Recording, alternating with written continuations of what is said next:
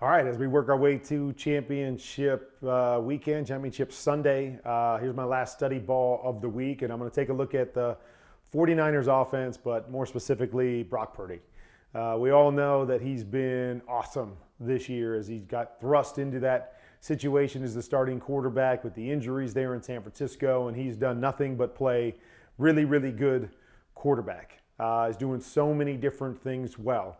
I thought last week, struggled in some areas with his decisiveness, and that to me could play a part this weekend because when he's decisive, he plays the position really well. He makes big time throws time and time again. When he gets tentative is when he starts to struggle a little bit, when he doesn't really understand exactly what he's seeing in a particular situation. So we're going to take a look at this past weekend, some of the things he did really well, some of the things that he needs to do a little bit better this time around, or I should say this weekend, I think, against this Philadelphia Eagles team and Philadelphia Eagles defense, if they're going to punch their ticket to the Super Bowl. All right, so here we go.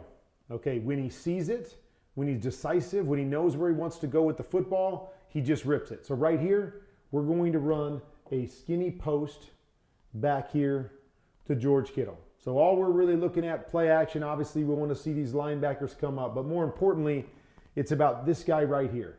This guy right here is pushing over to the 3 receiver side. I know I'm going to have a window to the back side. Watch how definitive he is. Here, boom, hits that back foot, lets it go. Great throw on the money, big chunk throw to his tight end. And he's had a real good rapport with his tight end, been really good at throwing inside the numbers. Okay, here's another one. Okay, it's a long yardage situation. And we're going to run a hook here, and Ayuk's going to run a deep curl over here. I'm going to get McCaffrey out here to pull any of that underneath coverage out. But again, watch how definitive. Back, boom, sees it, knows where he's going with the football. Great second level throw on the deep hook to get him a big first down, set him up inside the red zone.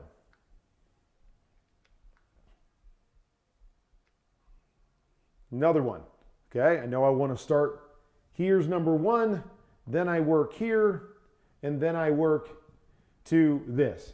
Know where my number 1 is, it's open, bang, hit the back foot, rip it in there, beat the safety with the throw, right? That's a tough throw. See a safety sitting here, a lot of times you say to yourself, I'm not sure I like to throw an in route there.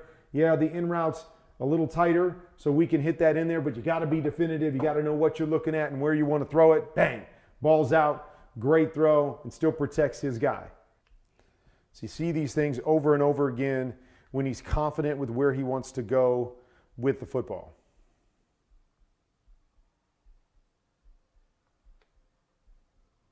Okay, nice job here. Double slants out to this side. Get what we want. This Mike linebacker's pushed over to the strong side. Gonna pop back, read it inside out, sees it quick, back foot, bang, ball's out. Does this a number of times, and I've seen it over the last few weeks as he's been starting, that when he's confident, when he knows what he's looking at, man, he gets some really, really good things to happen for him. Okay, here's another one. It's a concept that they run a lot, and he runs really, really well. So we're going to run the post. We're going to run the deep over here. Okay, we got a flat. Check the post, but then we're going to read that flat defender right there. Nice job here, hanging in there. Nice second level throw. Again, definitive. Know what you're seeing, know what you're reading, and confident when you attack the football.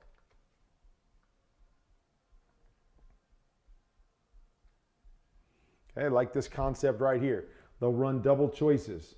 Here, Kittle has the opportunity to run a choice. Then they'll come here, and they'll give McCaffrey the opportunity to run the choice, pick a side, definitive. As soon as he wins, ball's out on time, gives his guy a chance for run after catch. Another one, choice. All right, we're clearing this out. Choice to McCaffrey, bang, back foot, hits the ground, attacks the football, accurate with the throw. Nice little completion right here. Okay, then a nice read right here. We're going to run back to cover 2, checking this Mike linebacker off the play action. He goes running out of there. Now I've got this little combination here off of this linebacker. Nice job. Get back there. Mike linebacker turns. Get back there to your high-low read. He carries. Get it right underneath. On time. And again, you give these guys a chance. On time. Run after catch. Picking up 17 yards on a 5-yard throw. All right. Now, again, I know there's different things in this offense where they read it a little bit differently. They've got a lot of pure progression stuff that tells the quarterback, hey, you're really starting here or you're throwing it here in just about every situation. So here's one where they run a 4-strong look, and they're bringing this out, and they're actually running a wide receiver screen here to Debo. But they've got a slant on the backside. I'd like him, and again, I don't know how it's taught, but he looks over there. So I'd like him, as he looks over there, to just hang with it another half a second because that slant's coming and he's got a chance for it. Now, maybe that wasn't even really an option. Just put your eyes over there and throw it back here. But if it was an option, I'd like to see him just hang on it a little bit longer for 2 purposes, right? You hang on it to see if it comes open. Hang on it a little bit longer so these guys don't see your eyes.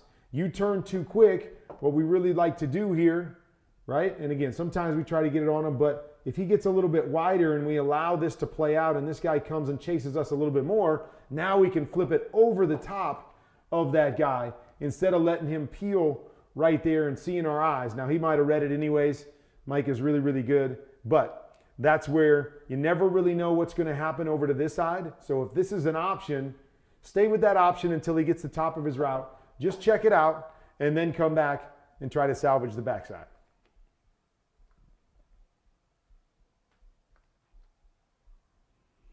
Okay, naked bootleg. So again, here's one of these, like he's going to stop and he's going to actually throw this post. And I get it, it's probably a step there, but that's usually a last case scenario. That often when we get out here on a naked, if we're truly naked, meaning that guy's not there, he bought down on the run and I'm out here all by myself.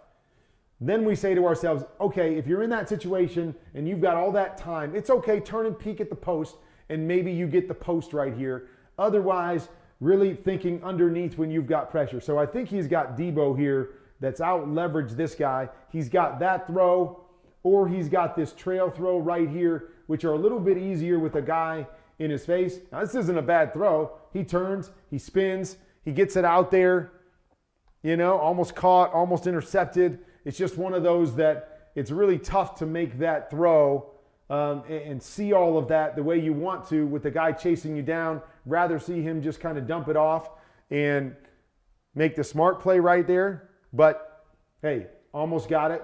Almost worked out for him. Okay, here's another naked bootleg. Okay, so a couple things here. All right, again, on the naked bootlegs. When we have a naked bootleg, I want my quarterback to get out here. We're trying to block the edge with Debo right here. As we block the edge, that's giving us the outside. We want to get outside, so now we become a threat as a naked bootleg guy that if we've got a guy crossing here and we're out there free, this guy's got to make a decision. Does he come up and get me, or does he sit back and cover the cross? And now it gives us a 2-on-1 and we put pressure on the defense right there. The other thing that it does, if I get out here right now this guy's chasing me and it's easier to throw it away, or right here he's got Debo leaking, that here's what we can't have. We can't have a sack in this situation.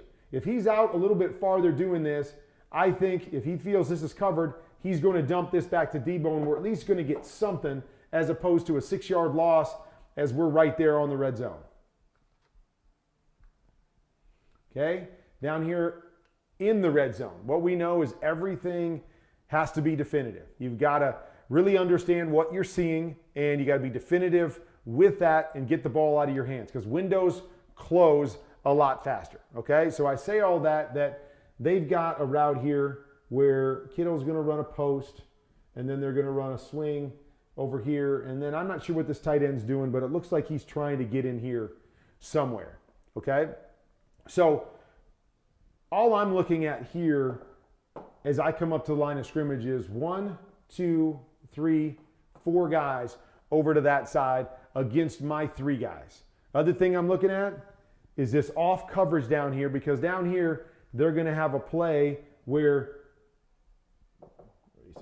Debo's going to push up. I'm not sure if he's running the fade or the corner here. And then we've got the one-step slice here by Ayuk.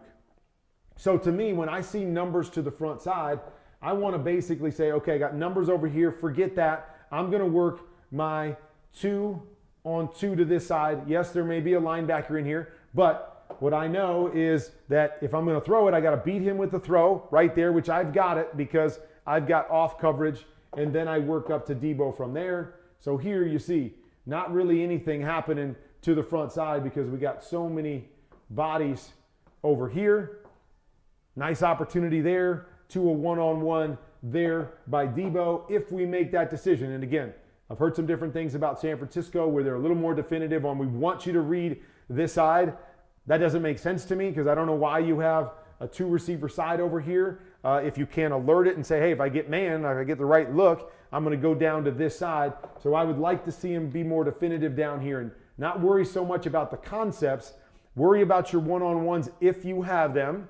Then if you don't have them, then you come back and read your concept because there's an opportunity right there for a big play and possibly a touchdown. Salvage something, nice little throw to kick it out there and not take a sack.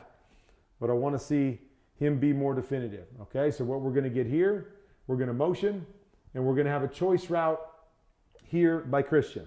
Okay, over here, we're going to have a similar concept that we just had.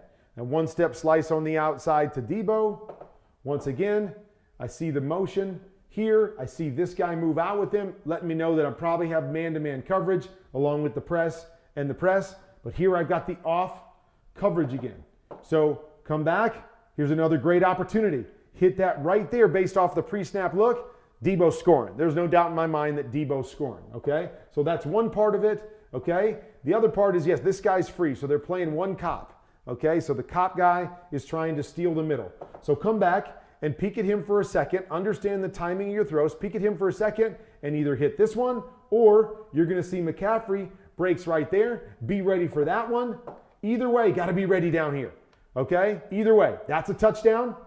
That's a touchdown. Know what you're looking at. Okay? We don't have time to read through to 5 guys down here in the red zone. Pick your guy. Look at your leverage. See what the best opportunity is. Get the ball out on time. And we got a possible touchdown right there instead of trying to salvage this, which we've seen a lot the last couple weeks. First playoff game, he made a couple great touchdown throws by buying some time in the red zone, but it's really hard to do that, and too often it leads to negative plays. I just want to see him be a little more definitive down there in the red zone. Okay?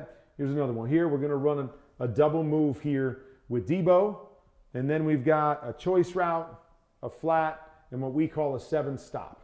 Okay, so to me, the way this usually is read is that if I'm looking over at this side and think this has an opportunity and I'm waiting until the end of that route, then I'll try to recover down here to Kittle. But if I come out and I see this and I've got 2 guys here squeezing Debo, my opinion, you want to come right back to this 7-stop to flat off of that flat defender over there and give yourself a shot. So right here, you see it. That's X'd out from the get-go when I see those 2 defenders back there playing high. Okay, your opportunity is working these 3 guys right here. Like to see him get off of that a little bit sooner, be more definitive. Hey, they're soft. There's 2 guys. Don't really like my options. I've got off coverage to the other side. I know I've got 3 guys coming there. There's my best option here to get a throw. If you can work through this progression, and again, trying to force something late. Good job by Kittle to come back and give us a completion, but not the best option based off the initial look. So again, a lot of these things you're seeing, if he isn't really definitive with where he wants to go with the football and what he's seeing, hasn't had quite as much success. Okay? So we come out here, we get a clear out, we get a corner, we get a flat. Okay? So what we're looking at on this particular play is I'm looking here. Once I get this corner to turn and run, now it becomes a high-low off of that guy right there. Back, see it, rip it, got the opportunity right there for that second level throw. This was at the end of the half. Might have rushed it a little bit here, but again, want to see him step in, stand in there, read those things, and make those throws.